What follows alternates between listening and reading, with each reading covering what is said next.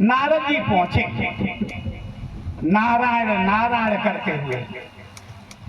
तो पार्वती जी ने देखा कि नारद जी आए, कहने लगी अरे नारद जी बड़े दिनों में आए हो। तो नारद जी बोले संत सुखी विचरंत मई। संत तो तभी सुखी रहता है जब वो विचरण करता रहे। जिस तरीके से एक जगह का ठहरा हुआ पानी गंदा हो जाता है, उसी तरीके से बाबा एक जगह का ठहरा हुआ साधु भी गंदा हो जाता है। साधु साढ़ श्री, ये तो इनको तो चलते ही रहना चाहिए है?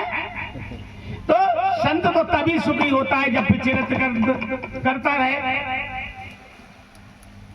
तो नारद जी ने पूछा पार्वती जी से, मैया भोले बाबा कहाँ गए?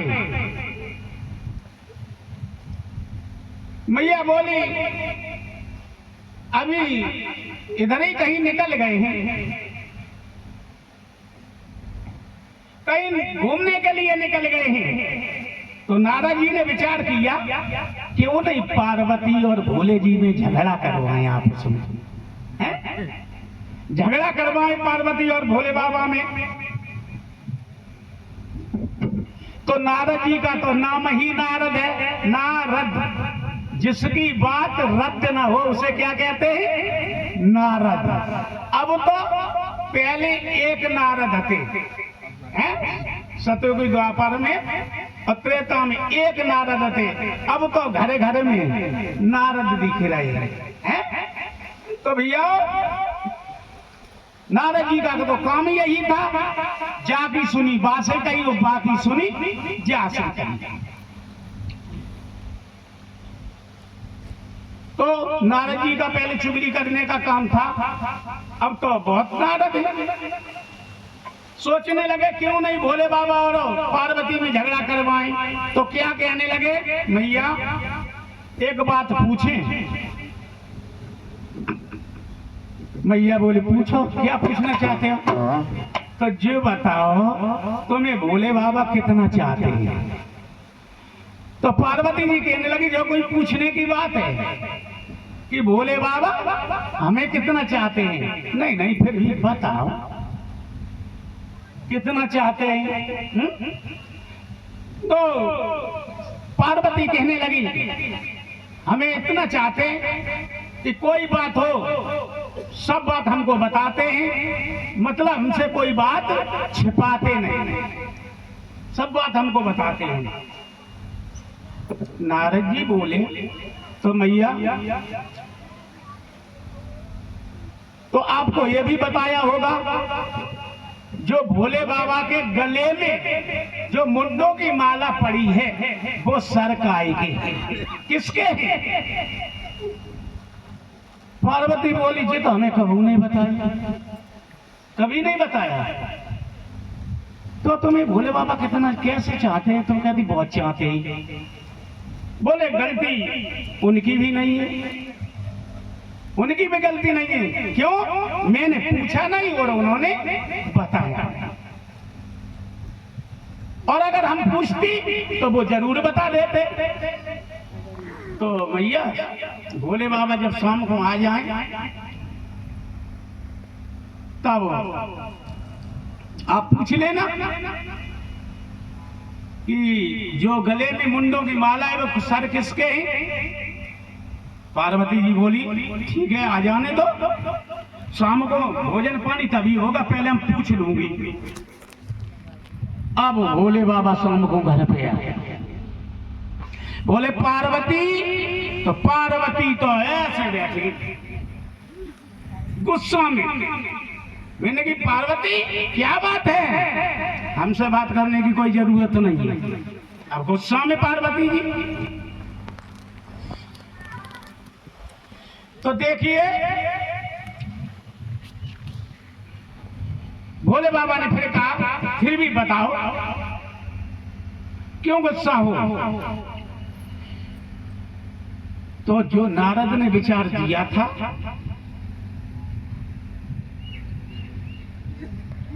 तो पार्वती जी बोली, पहले हमें ये बताओ कि तुम हमें कितना चाहते हो। बोले बाबा, बोले जो कुछ पूछने की बात है, नहीं फिर भी बताओ हमें तुम कितना चाहते हो।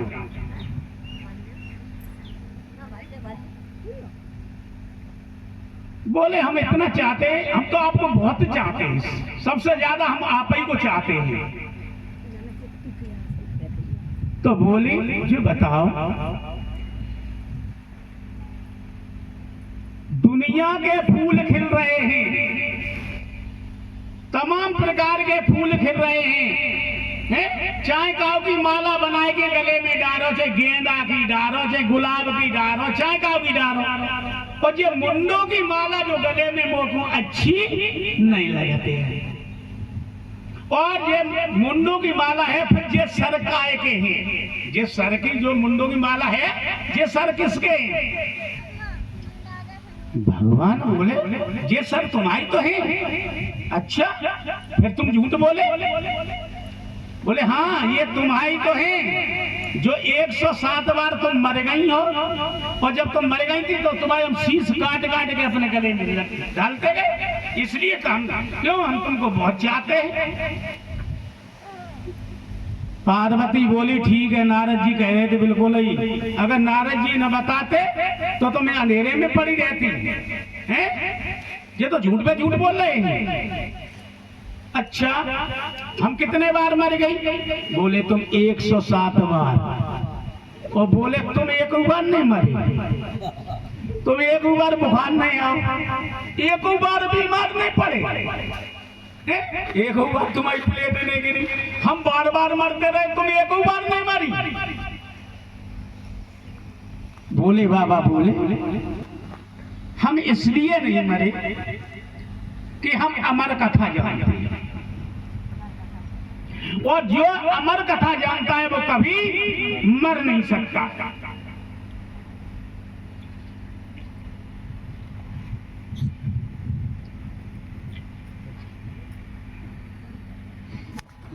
तो पार्वती जी बोली डॉक्टर और दवा घर में और मरीज दवा के लिए डोल रहा है। जब तुम अमर कथा जानते हो तो हमको क्यों नहीं सुनाई? हमको भी सुनाओ अमर कथा। बोले ये नहीं सुना पाऊंगा। बोले क्यों नहीं सुना पाओगे? बोले नहीं सुनाएंगे तो नहीं सुनाएंगे। तो पार्वती जी बोली नहीं सुनाओगे तो मैं अपने घरे चली जाऊंगी। और ये तो माता पहली बोल देती हैं, एक बार और बोलती हैं, लड़ते लड़ते एक बार जरूर कह देती हैं, घंटों से लड़ती हैं और एक बार ये बात जरूर कहती हैं, अब हम तुम मुंह मत खुलवाओ, अब हम और 1 घंटा से लड़ रही होती हैं, बोल देती हैं। हर एक पति को सुनने को मिलते हैं, अब हम मुंह मत खाओ, और लड़ रही और कहती हैं। ये माताओं के अंदर होता है। और ज्यादा करो तो एक बात और कह देती हैं, ज्यादा कहे तो हम मायके चली जाए। तो वही बात पार्वती जी कहने लगे कि ज्यादा करो तो मैं चली जाऊंगी। बोले बाबा ने पकड़ी उनकी कलाई पार्वती की और गुफा में अंदर ले गए और जाके अपने धर के डमरू बजाया, जो डमरू बजाया, जितने पक्षी आते सब भाग गए, उड़ गए। लेकिन वहां एक घोंसला था, उस घोंसले में तोते का अंडा रखा, वो तोड़ ही नहीं सकता था। और उसी दिन उसको मतलब फूटने वाला था, समय पूरा हो गया था। तो पार्वती से भोले बाबा बोले, जब जान गए सब जीव जंतु तोड़े गए, देखो मैं आपको कथा सुनाऊंगा, आप हुंकरा देती रहेंगे, उतनी देर में कथा करूंगा। आपने हुंकरा देना बंद कर दिया तो मैं कथा बंद कर दूंगा। पार्वती बोली ठीक है। तो पहले जब कोई कहानी सुनाते बाबा तो अपने नाती को पास में बैठा लेते हैं, काके काजी भूकरा देवी के काजी बैठा लेते। तो पार्वती से कहा तुम भूकरा देते रहना, हम कथा सुनाएंगे। तो शंकर भगवान ने अपनो आसन लगाए के और कथा कहना शुरू करी।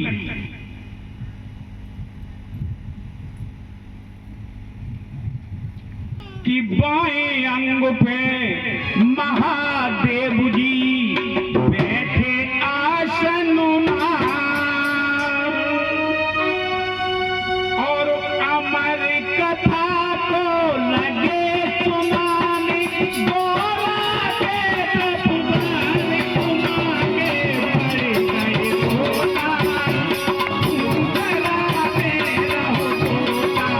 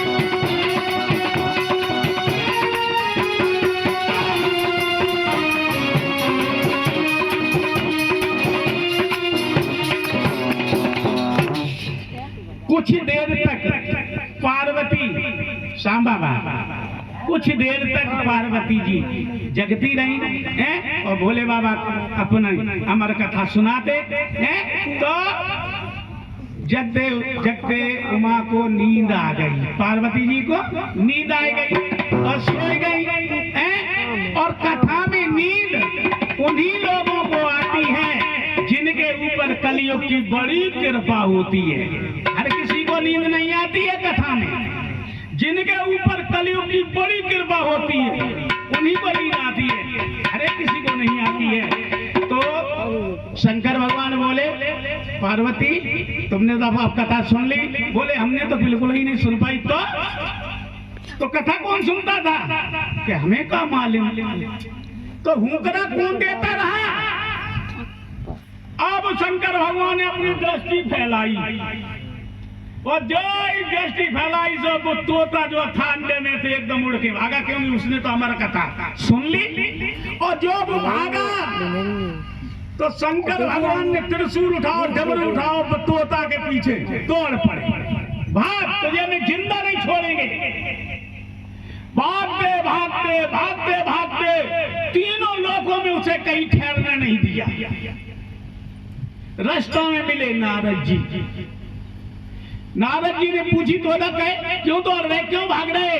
तोता ने सारी कहानी सुनाई गई, ऐसे ऐसे हमने अमर कथा सुन ली और भोले बाबा हमें जिंदा नहीं छोड़िए। नारद जी बोले यहाँ तुम्हें कहीं जगह मिलने वाली नहीं है। तो बोले कहाँ। कि तुम वेद व्यास जी के घर पे जाओ, वहां तुम्हें जगह मिल जाएगी। तो भैया तोता उड़ता हुआ वेद व्यास जी के घर पे पहुंचा। तो वेद व्यास जी की पत्नी का नाम था उदिता। उदिता गर्भवती थी, गर्भ से थी, तो छत पे खड़ी थी, नहा धो करके केसों को सुखा रही थी। तो जो जब आई मुंह फाड़ा उदिता ने, तो तोता ने अपना शरीर त्याग करके उदिता के गर्भ में एकदम प्रवेश हो गए।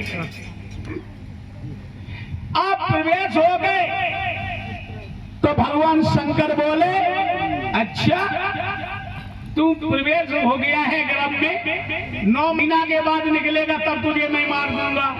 शंकर भगवान आसान लगाए कि वेद व्यास जी के घर में बैठ गए, चल कभी तो निकलेगा।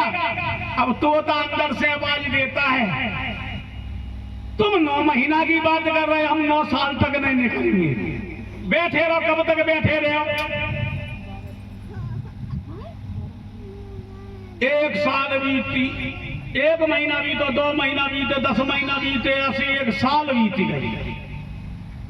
वेद व्यास जी का आना हुआ।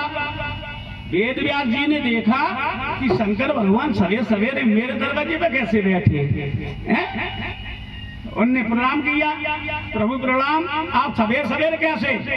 भगवान शंकर बोले, वेद व्यास जी तुम्हारे घर में मेरा चोर घुसा है, मैं उस चोर को पकड़ने के लिए यहाँ बैठा हूँ। व्यास जी बोले, मेरा जो तुम्हारा चोर मेरे घर में? हाँ, कैसे? कि मैं अमर कथा को सुना रहा था, वो तोते ने अमर कथा सुन ली है और आकर के तुम्हारी पत्नी के गर्भ में प्रवेश हो गया है, जब वो निकलेगा उसे मैं मार दूंगा। तो वेद व्यास जी बोले, अमर कथा सुन ली तो अमर हो गया है? हाँ, बोले मैं छोड़ूंगा नहीं, जिंदा नहीं छोड़ूंगा। शंकर भगवान बोले। वेद व्यास बोले कि तुमने ज्यादा आज भांग पी ली गई, ज्यादा नशा कर ला जो तुम्हारा बन नहीं रहा। बोले पीता तो हूँ लेकिन होश रहता है पूरा, मुझे होश में हूँ। बोले होश है कहाँ तुम्हें? होश कहाँ? बोले क्यों? अरे तुम ही तो कहते हो कि उसने अमर कथा सुन ली, अब तो अमर हो गया, तो तुम उसे कैसे मार दोगे? हैं? तब उस भोले बाबा बोले, जो तो बात मैंने सोची नहीं थी, जो तो मैंने ध्यान ही नहीं दिया कि मैं उसे अब मार नहीं पाऊंगा। तो उनने अपना त्रिशूल उठा, डमरू उठा और बैठे बैठे चले आए। अब इधर 1 साल बीती, 2 साल बीती, 3 साल, 4 साल, 8 साल, 10 साल, 12 साल के बाद उदिता के गर्भ से तोते के रूप में उन्होंने जन्म लिया। बोलो गोविंद भगवान की। जब सुखदेव नाम से पैदा हुए हैं तो 12 वर्ष की उम्र, माँ से माँ नहीं कहा, पिता से पिता नहीं कहा है, और चल दिए। और जहाँ पर कल मैंने आपको कथा सुनाई थी कि परीक्षित महाराज हरी हरी गंगा के किनारे 88 सहस्त्र ऋषियों के बीच में कथा सुन रहे थे, वहीं पे जाकर के पहुंचे हैं, सबने साष्टांग प्रणाम किया। और उसके आसन पर बैठ करके सबने कह दिया कि जे अब तुम्हारा उद्धार कर सकते हैं सुखदेव जी। तो वे कुश के आसन पर बैठकर मधुर वाणी से परीक्षित महाराज को कथा सुनाने लगे। बोलो गोविंद भगवान की। 1 मिनट भगवान को नाम